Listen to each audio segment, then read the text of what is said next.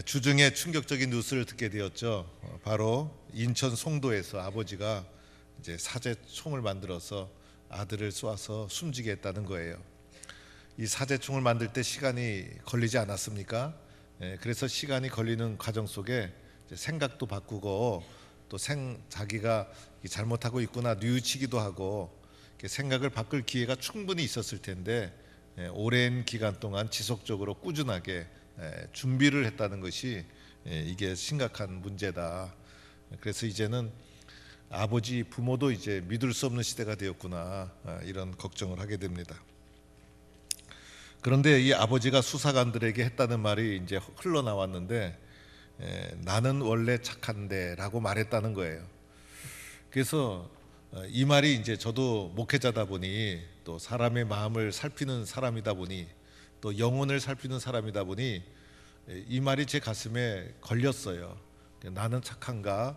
나는 원래 착한데 이렇게 얘기한 이분의 말이 자꾸 새겨지는 거예요. 그런데 사람은요, 자기 중심적으로 생각하니 자기가 착한 줄 아는 거예요. 그래서 자기가 착한 줄 착각하고 있는 거예요. 사람은 착한 존재가 아니에요. 사람은 죄 아래에 있는 존재라는 거예요. 그래서 사람이 자기가 살기 위해서 이기적인 존재니까 다른 사람을 희생하고 다른 사람을 공격하고 다른 사람에게 피해를 주고 심지어는 아들까지도 쏘아줄 수 있는 악한 존재가 바로 사람이라는 거예요.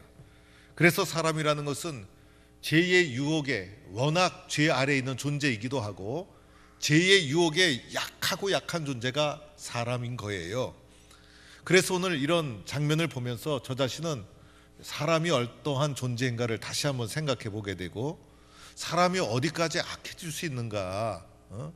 여러분, 짐승은 그렇게 악해지지 않아요. 이 사람은 머리가 있기 때문에 악해지는데 끝이 없더라고요.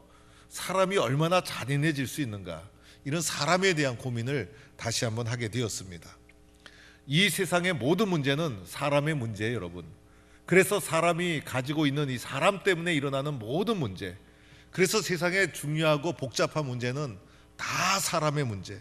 그래서 이 사람의 생각, 사람의 의지, 사람이 어떠한 존재인가, 이것이 너무나 중요한 것이고 오늘 이 세상의 모든 문제는 사람의 문제다라고 할 수가 있어요.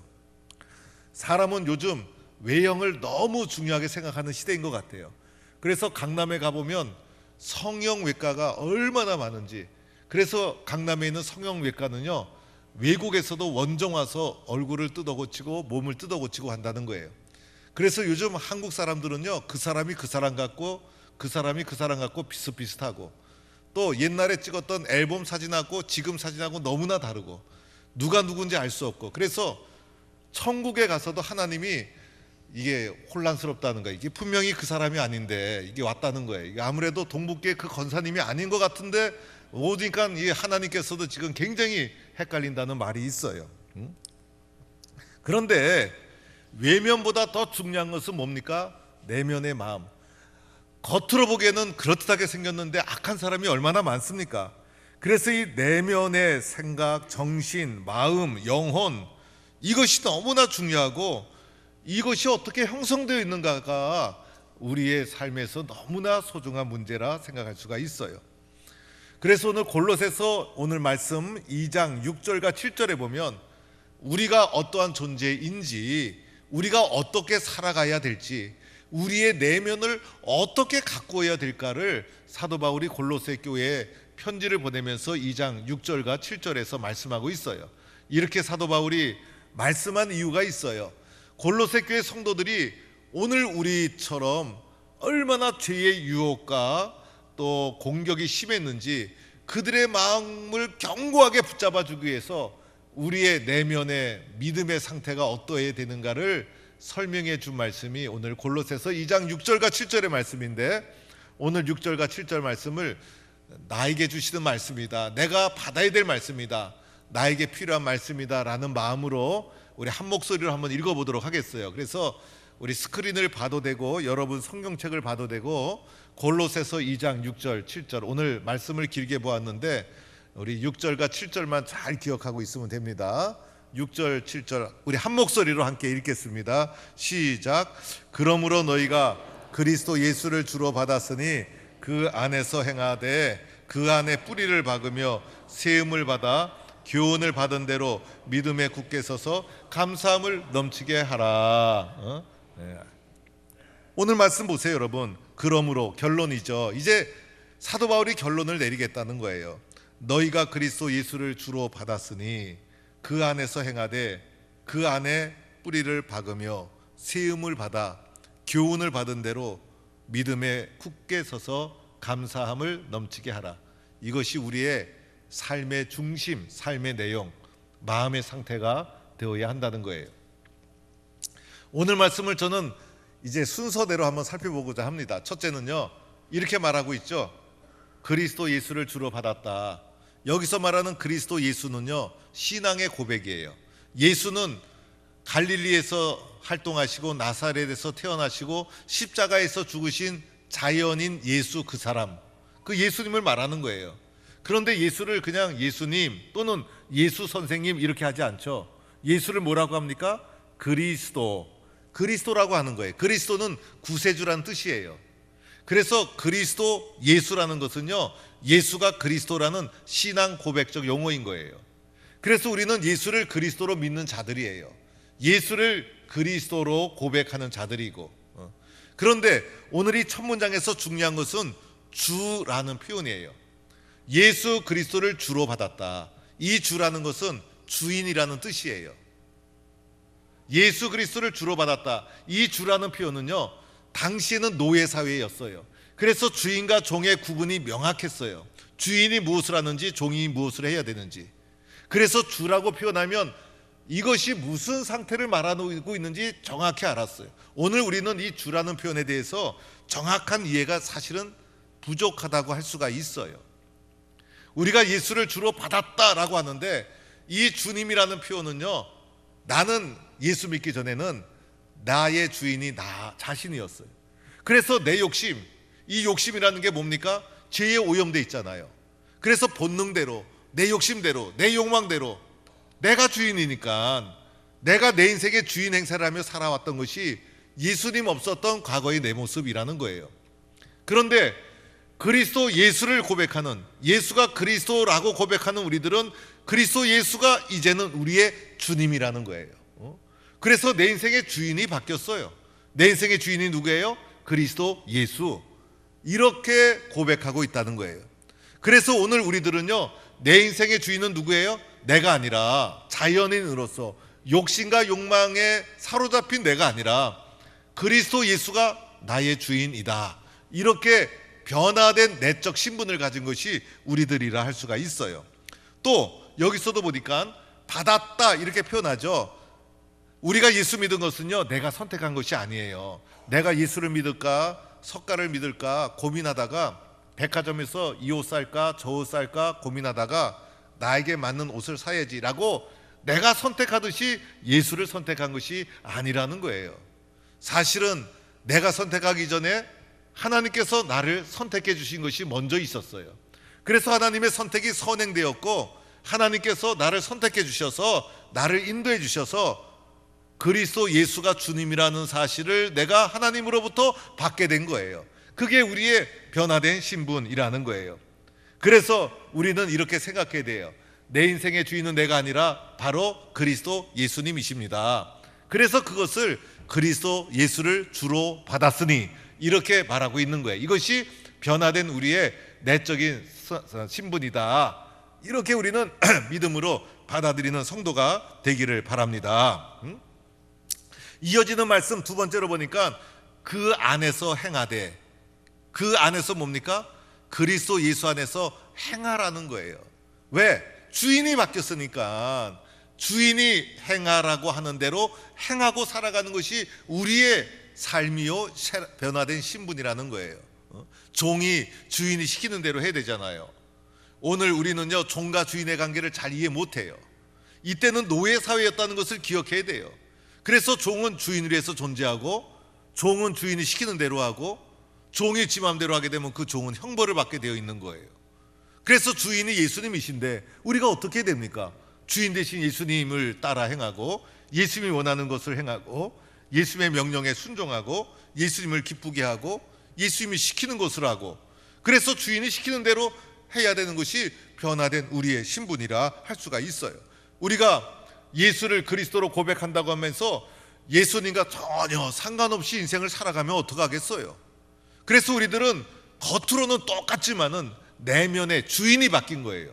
예수님이 내 주인이고 이제는 예수님이 원하는 대로, 주인이 명하는 대로 행하는 삶을 살아가는 존재, 이것이 우리들의 변화된 모습이다라고 할 수가 있어요.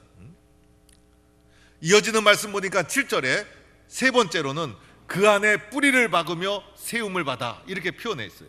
우리의 내적인 상태가 이러해야 된다는 거예요. 그 안에 뿌리를 내리다. 그 안에 뭡니까? 예수님 안에 뿌리, 식물에 비유한 것이죠. 식물이 뿌리를 잘 내려야 튼튼하잖아요. 그래서 이 식물은 뿌리에 달려 있어요. 식물의 생명은 뿌리에 달려 있는 거예요. 그래서 뿌리가 잘 내려지고, 그리고 깊이 내려지고 옆으로도 퍼지고, 그리고 뿌리에서 또 잔뿌리가 많이 나와서 아주 곳곳에 아주 깊이 뿌리를 잘 내리면 그 뿌리를 통해서 양분을 잘 흡수해서 식물이 잘 자라게 된다는 것이죠. 그래서 이렇게 뿌리를 내리듯이 우리의 마음의 밭에 예수님의 뿌리가 잘 내려지도록 해야 되는 거예요. 그래서 우리 마음속에 예수님이 뿌리를 내리지 않으면 안 되는 거예요. 그래서 우리는 예수님이 뿌리를 내릴 수 있도록 예수님 앞에 늘 사모하는 마음으로, 은혜를 사모하는 마음으로, 그리고 말씀을 아멘 수용하면서 예수님이 내 마음속에 뿌리를 잘 내리도록 해야 된다는 거예요. 오늘 말씀에 보니까 이렇게 표현되어 있죠. 그 안에 뿌리를 박으며, 아주 강력한 용어로 쓰여지고 있다는 거예요. 그리고 나서 세움을 받아. 이 세움은 뭡니까? 건축 용어예요. 그래서 집을 짓듯이 믿음의 인생의 집을 잘 지어 나가야 된다는 거예요. 이렇게 뿌리를 내리고 세움을 받으려면 어떻게 됩니까? 그 안에서 행하며, 우리가 믿음으로 살아가면서 늘 기도하고 은혜를 사모하고, 그래서 우리의 마음밭에 예수님의 은혜의 흔적이 많아야 돼요. 예수님의 체험이 많아야 돼. 그래서 은혜도 한 번 받고 끝나면 안 되는 거예요. 또 은혜 받고 또 은혜 받고, 우리는 매일매일 순간순간 은혜가 필요한 존재가 우리들인 거예요. 그래서 수련회 성경학교 있으면 또 와서 기도하고 또 와서 봉사하고, 교회 무슨 일이 있으면 또 교회 중심으로 와서 기도하고 사모하고 말씀으로 살아가고, 그러면 어떻게 됩니까? 은혜의 잔뿌리가 깊이 내려져서 견고한 내적 사람이 되어지게 되는 거예요. 제가 우리 성도님들을 볼 때마다 은혜 받을 때가 있어요. 우리 성도님 참 힘들겠다라고 해서 어떻게 사세요 하고 말을 걸어보면요, 힘들다고 하지 않고 도리어 은혜스러운 간증이 막 나오시는 분을 가끔 만나게 돼요. 목사님, 제가 너무 은혜 받았어요. 너무 힘이 나요. 제가 보면 겉으로 보기에는 걱정이 되는 분인데 마음속에는 그 숱한 걱정을 짊어지고도 이 마음속에 예수님의 은혜의 뿌리가 쫙 내려오니까 염려가 안 되고 담대하게 딱 헤쳐나가는 거예요. 그래서 제가 성도들의 모습을 보면서 감동받을 때가 있어요. 이어지는 말씀 보니까 네 번째로는 교훈을 받은 대로 믿음에 굳게 서서, 이것이 우리의 변화된 삶의 내적인 모습. 교훈을 받은 대로 뭡니까? 말씀이죠. 말씀을 받은 대로 그 말씀을 믿음으로 잘 받아서 굳게 서라는 거예요. 말씀도 아멘 하고 믿음으로 받는 거죠. 말씀대로 될 줄로 믿고 받는 거죠. 말씀을 들어도 한 귀로 듣고 한 귀로 넘기면 아무 소용이 없어요. 그래서 말씀대로 될 줄로 믿고 말씀을 의지하고 그렇게 믿음으로 말씀을 꽉 붙잡는 거예요. 우리는 다 연약한 존재예요. 그래서 쉽게 연약해서 쓰러지고 넘어지고, 그런데 말씀이 내 마음을 붙잡아 주죠. 그 말씀이 내 마음을 붙잡아 주기 위해서는 어떻게 됩니까? 믿음으로 말씀을 내가 받아들여야 되는 거예요. 그래서 말씀을 읽고 말씀을 경청하고 말씀대로 될 줄로 믿고, 그래서 우리의 마음속에 말씀이 딱 채워져 있으면 어떤 시련과 환난이 와도 쓰러지지 않고 굳게 헤쳐나가는 하나님의 사람으로 쓰여질 수가 있는 거예요. 그래서 우리는 마음속에 나는 말씀대로 믿는다, 나는 말씀대로 될 줄로 믿는다. 이런 담대한 신앙의 고백을 우리가 품고 있어야 되는 것이죠. 그리고 마지막 다섯 번째는 뭐라고 합니까? 감사함을 넘치게 하라. 명령형으로 나오죠. 하라. 감사를 어떻게? 조금만 하라 이런 게 아니죠. 넘치게 하라. 풍성하게 하라. 가만히 생각해 보면 우리는 감사한 거예요. 여러분, 세상에 혼자 태어난 사람이 있습니까? 사람은 태어날 때부터 부모로부터 태어난 게 우리 인간이란 존재예요. 그래서 나 스스로 인생을 살아가는 사람은 세상에 아무도 없어요. 부모의 몸을 의지해서 이 세상에 태어난 존재가 나라는 존재. 그래서 시작부터가 우리는 누군가의 도움, 누군가에게 의지하는 연약한 존재가 인간이더라는 거예요. 그래서 태어날 때부터 이렇게 의지하면서 태어나지, 선생님, 부모님, 교회에서 목사님, 기도하는 사람 숱한 도움을 받아서 내가 존재하고 있다는 거예요. 그걸 모르고 감사가 없으면 어떻게? 우리는 존재하고 숨쉬고 살아가는 것 자체가 우리는 감사다. 특히 우리가 살아가고 존재하는 뒤에는 예수님의 십자가의 사랑이 있었다. 그래서 우리는 감사가 넘치게 하라. 이것이 우리들의 삶의 내용. 그래서 오늘 말씀 보니까 예수님을, 그리스도 예수를 나의 주님으로, 주님, 내 인생의 주인은 바로 예수님이십니다. 그리고 예수님 안에서 행하고 삶을 살아가고 그 안에 뿌리를 팍 내리고 또 굳게 세워져서 교훈을 받은 대로 믿음으로 말씀을 꽉 붙잡고 감사함이 넘치는 삶, 이렇게 살아갈 때 험한 파도를 잘 헤쳐나갈 수가 있어요. 오늘 골로새 교회에 이렇게 바울이 말씀하는 이유가 있어요. 이유는 뭐냐면요, 헛된 속임수 그리고 철학, 이런 것이 성도들을 다 사로잡았어. 우리들은요, 소중한 걸 잘 모를 때가 있어. 늘 함께하는 것이 소중해. 그런데 그걸 모르고 헛된 속임수와 세상의 초등학문인데 그럴듯하게 와서 현혹시키면 분별력 없이 사로잡혀서 끌려가는 사람이 있어요. 오늘도 보니까 말씀에 사로잡혀 이렇게 표현되어 있어요. 당시 골로새 교회도 이단들이 헛된 속임수로, 헛된 철학으로 사로잡아 교회를 흔들고 성도들을 미혹하고 끌고 가는 일이 벌어졌다는 거예요. 오늘도 그래요, 여러분. 오늘날에도 그래요. 이상한 데 끌려가고 이상한 데 현혹당하고, 그래서 인생이 망가지고. 한 분 예수님, 한 교회 섬기는 것이 가장 큰 축복이에요. 흔들리지 말아야 돼. 흔들리지. 특히 신앙이 왔다 갔다 하면 안 돼요. 신앙이 바뀌면 인생이 송두리째 무너져. 그래서 견고하게 뿌리를 내리고 굳게 서서 말씀을 믿음으로 탁 붙잡고 감사함을 넘치게 하라. 왜 그랬을까? 이상한 말을 듣고 와서 늘 비판하고 공격하고 교회가 어지러워져. 그러니 감사함을 넘치게 하라. 이 모든 것은 천박한 초등학문과 같은 것이다. 이것을 따르면 안 된다. 가장 소중한 것은 하나님의 말씀이다. 말씀 중심으로 이렇게 살아가는 거예요.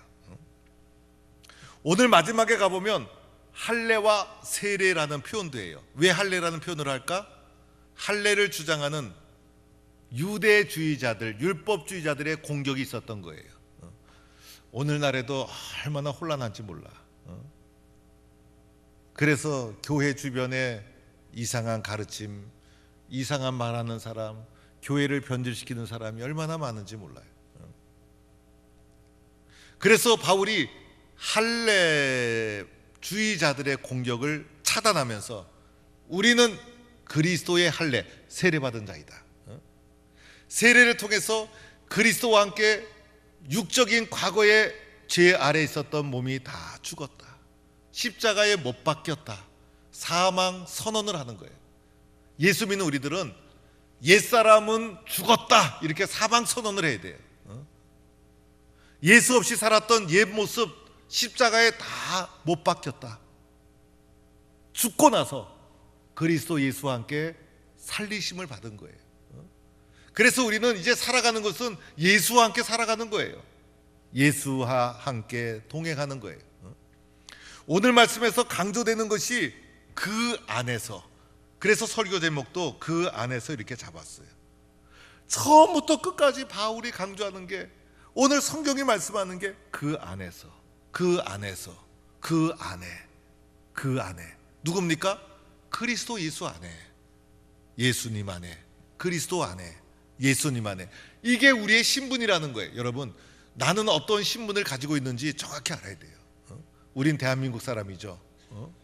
대한민국 여권을 가지고, 대한민국 주민등록을 가지고 대한민국 국민으로 살아가는 거예요. 나는 대한민국에 속해 있는 자예요. 우리나라 여건이 힘이 있어, 힘이 있어. 우리나라가 힘 있는 국가예요, 힘 있는 국가. 좀만 잘하면 더 귀하게 쓰여질 수 있을 텐데, 지금 우리나라는 이제 기로점에 서 있는 것 같아요. 나라의 체질과 정체성이 어디로 가느냐, 이게 소중한 기로에 놓여 있는 것 같아요. 우리나라는 정치와 이념만 좀 안정되면 참 발전할 텐데 아쉬움을 가지게 됩니다. 우리나라 여건이 힘이 있어. 세계 큰 나라들 가보면 별거 아니야. 내가 어디에 속해 있는가. 대한민국 국민이 되어서 살아가니까 자부심이 있어. 그래서 사람은 어디인가 속해 있어야 되는 거예요. 속해 있어요. 그러니까 속해 있지 않은 사람은, 그 사람은 고아와 같은 것이고 불쌍한 영혼이야. 그래서 모든 사람은 내가 어느 학교, 어느 지역, 어느 교회, 어느 단체 속해 있는 게 너무나 중요해. 그것이 내가 누구인가를 말해주고 있는 거예요. 그런데 성경은 우리에게 말해주죠. 너희는 그리스도 예수 안에 있다. 이것이 우리의 진짜 소속감이요, 우리의 정체성이요, 우리의 본질이라는 것입니다. 나는 예수님께 속해 있다. 나는 그리스도 예수 안에 있다. 나는 그리스도 예수 안에서 살아가고 있다. 내 마음과 영혼은 그리스도 예수님께 있다. 이런 마음을 가지고 믿음으로 힘차게 살아가는 성도가 되기를 바랍니다. 이런 분명한 확신을 가지고 세상의 유혹과 또 세상의 여러 가지 물결에 휩쓸리지 않고 담대하게 믿음의 용사로 살아가는 그리스도 예수 안에 있는 뿌리를 쫙 내린 동부의 성도가 되기를 간절히 축원합니다.